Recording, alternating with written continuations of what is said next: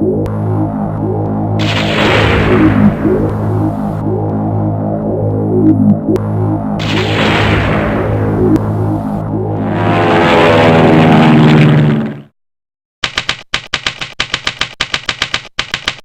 everybody, thanks for coming back for the next in my FPV series, which is a build log for my brand new FPV 1600mm Raptor.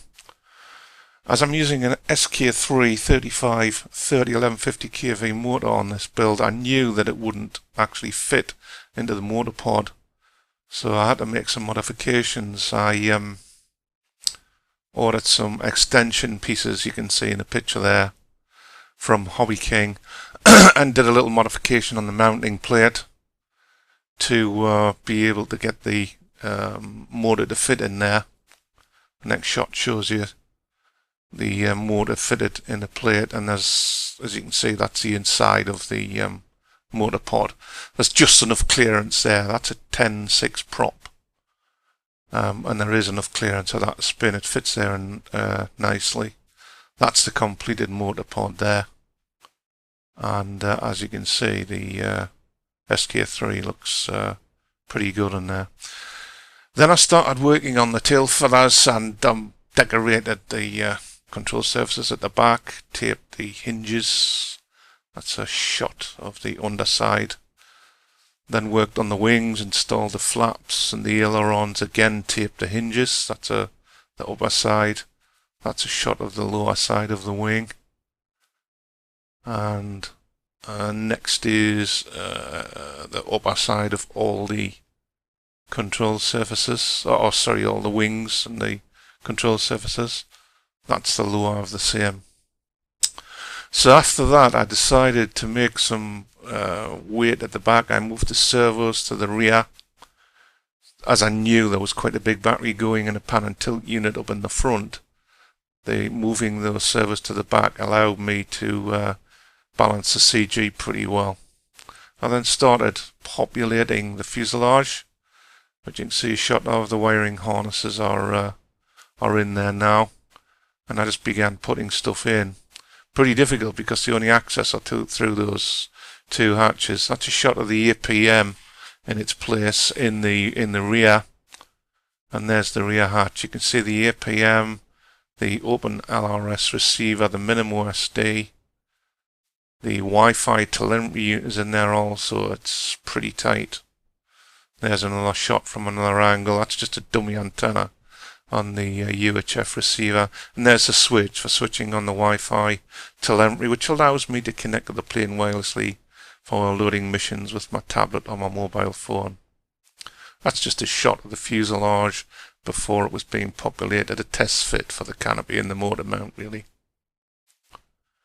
And there's the completed fuselage minus the wing on the floor. It's ready to go, and just needs a prop. The motor mount itself, as I put the 50 amp ESC in there too, I cut some extra cooling vents just to get some air in and around the motor and the speed controller, just to try and cool things down a wee bit. Okay, looks like I've got the Raptor kind of finished now. Just going to do a bit of a video walk around here just to show you one or two of the bits and pieces that I did on the airframe, and how I got this thing put together.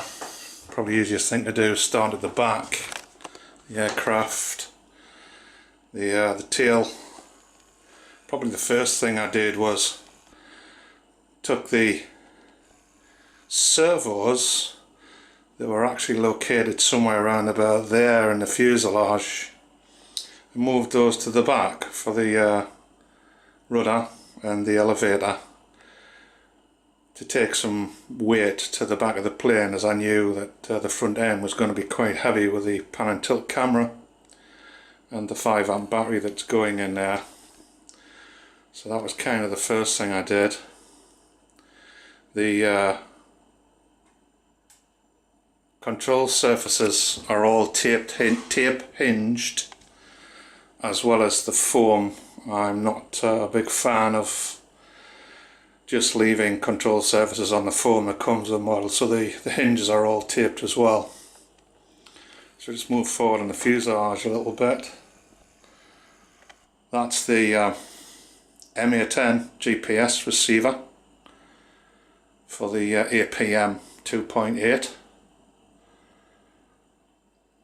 Motor is a SK3 3530, I believe, 1150 kV. That's currently a 10.5 prop on there, but it's maybe a bit too much.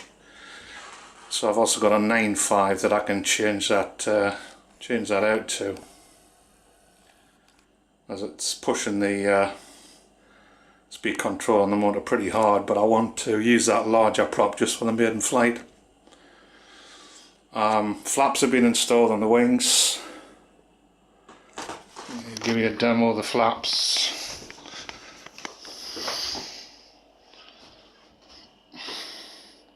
Flaps 1, flaps 2.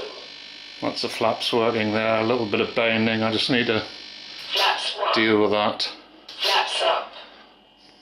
And again, on the wings, all the control surface hinges are all taped.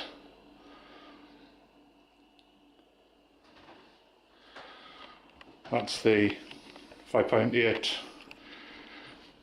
VTX in the centre fuselage, 400 milliwatts with a home built 5-element clover antenna.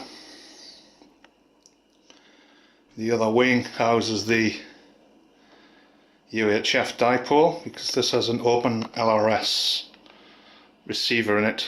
That's the top half of the dipole there, and the bottom half obviously is another wing.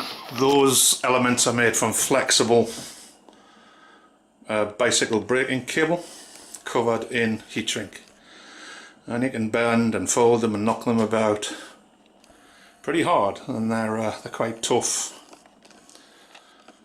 Onto the front end, it's a 360 pan and tilt unit. Try and see if I can keep that in the frame like that.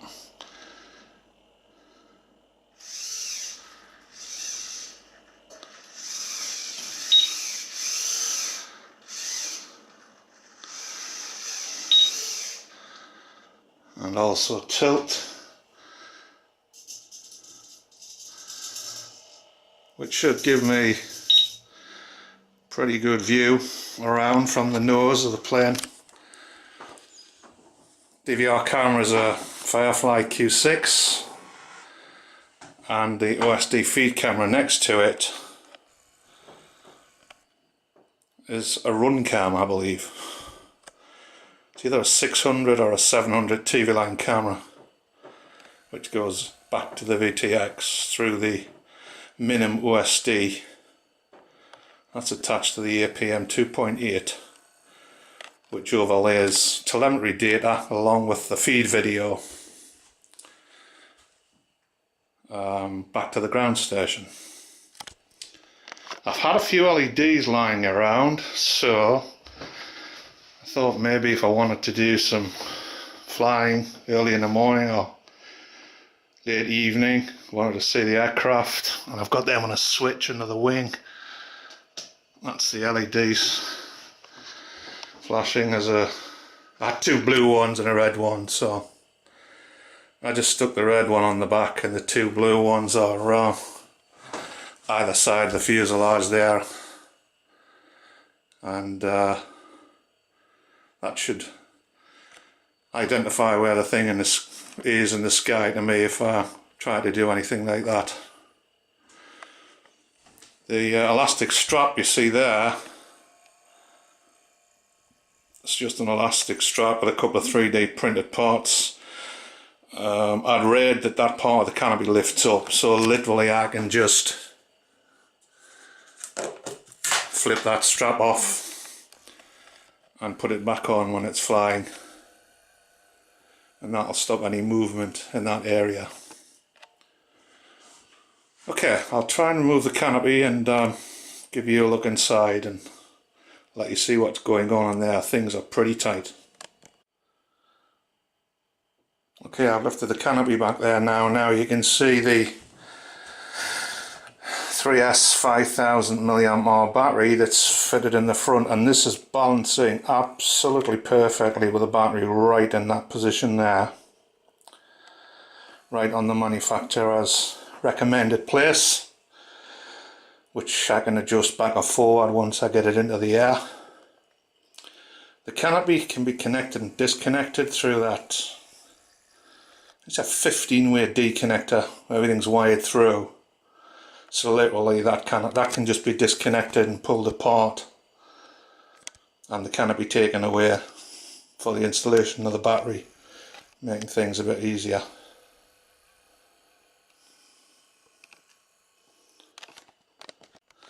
All the electronics, the APM, the BC, everything to do with electronics you can see in the still pictures in this video, allocated right under the wing area, under there. I think I've got some close-up stills of that. I don't really want to take this wing off again. It took me a little while to get it on. So I've just tried and test fitted the plane with the wing attached into the car, and I can get it in. It's a little bit of a fit angle, but it actually goes into the back of the car without any problem, and I can still accommodate other models in there, which is nice. AC is tucked in behind the motor in the motor mount. In there it's a 50 amp AC. Put a few extra holes in the motor mount to get some cooling in and out and around the AC and the motor. So that's it. We're just ready for a maiden flight. Hopefully we'll get that within the next couple of weeks if the weather gets better, and we'll see how it goes. Thanks for watching. Catch you later.